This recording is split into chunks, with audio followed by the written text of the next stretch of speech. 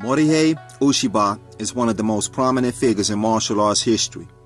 He was the founder of Aikido, a Japanese martial art often referred to as the art of peace due to its non-violent teachings of how to defend oneself in the face of conflict.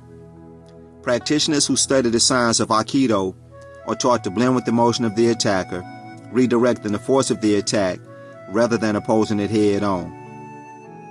O-sensei, as he was affectionately called, embodied the spirit of a true Budo disciple, one who trains in the arts in search of enlightenment. Today I'm going to expound on one of his quotes, as well as the power of adopting this philosophy into your daily life. Create each day anew, one of the many quotes by Ueshiba that reflect his philosophical views on life.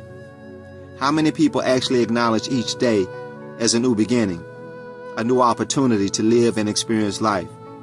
With the majority of people surviving off a 9 to 5, the days can seem to run together as work takes prominence in your life.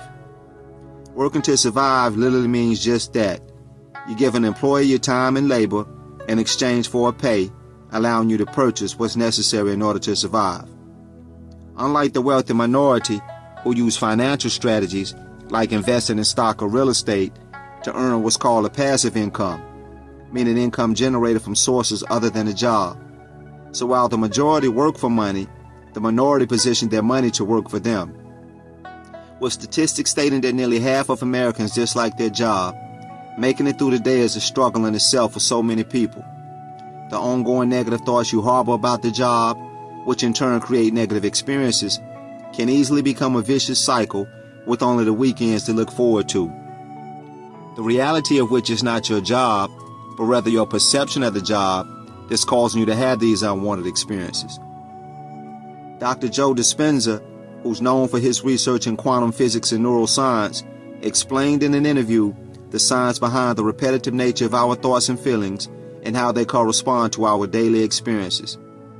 He revealed that what we consider to be our quote-unquote problems are actually circuits in the brain. These circuits are comprised of memories that are connected to people and things at certain times and places.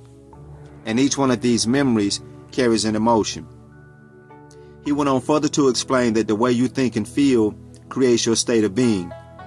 So the moment you wake up and start thinking about your problems, you trigger certain feelings, which in turn influence your experiences throughout the day. In my last lecture entitled Honor the Present Moment, I spoke about the first blessing of the day being the moment we open our eyes, blessed to see the dawn of a new day. In that statement itself is praise, being thankful for the opportunity to experience another day, understanding that so many people weren't fortunate enough to do so.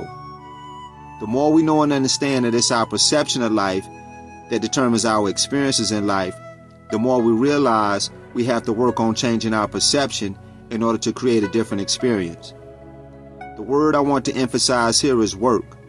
When I say work on changing our perception, this is to indicate that effort on our part is needed in order to create the desired results.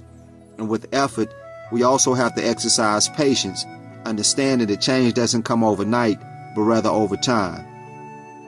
It's so true, we live in a microwave society where we expect fast results, often with minimum effort. In order to effectively change our perception, it's going to take patience as well as daily discipline. So now the question that naturally arises is, how can we change our perception?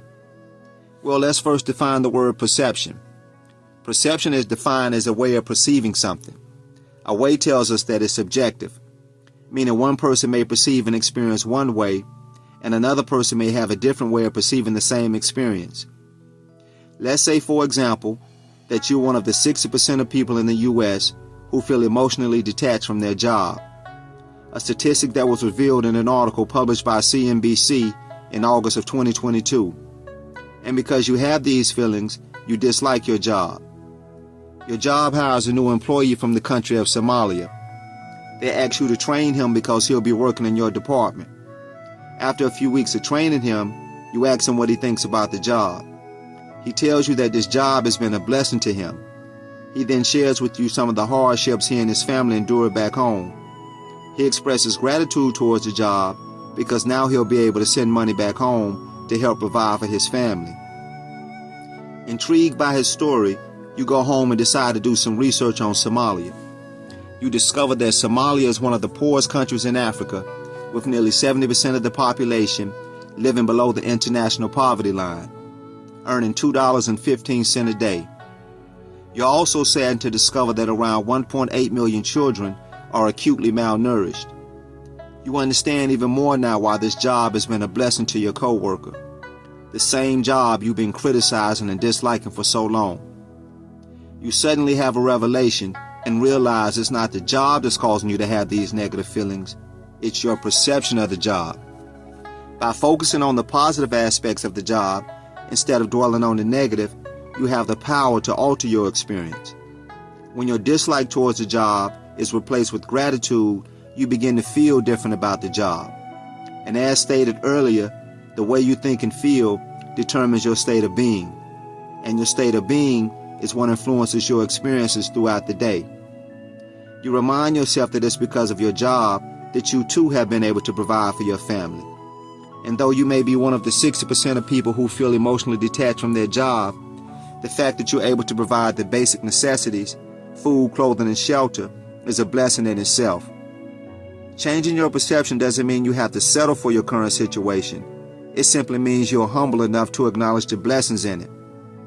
Through Scripture, we are instructed to pray without ceasing, and in all things give thanks, for this is the will of God. Showing gratitude is an expression of humility, understanding that our circumstances could always be a lot worse. In revealing the cause behind why our days seem to repeat themselves, Dr. Joe Dispenza also offers a solution through the practice of daily meditation. Instead of waking up thinking about your problems first thing in the morning, which creates a negative state of being, starting your day with a simple yet powerful practice like meditation can bring a deep sense of calm to your mind, reducing the needless worry and habitual thought patterns. Visualization is also a powerful practice, allowing you to set your intention for the day, visualizing a positive and productive day. In my attempts to spark your interest in the power of a morning routine, I dropped a few links in the description below. Some of the most successful people follow a morning routine that allows them to conquer the day. In conclusion, I leave you with this short yet meaningful quote by Tim Ferriss, a well-known author and entrepreneur. If you win in the morning, you win the day. As always, gracious thanks to those who've tapped in and subscribed to the channel. Until the next lecture, blessings to you all.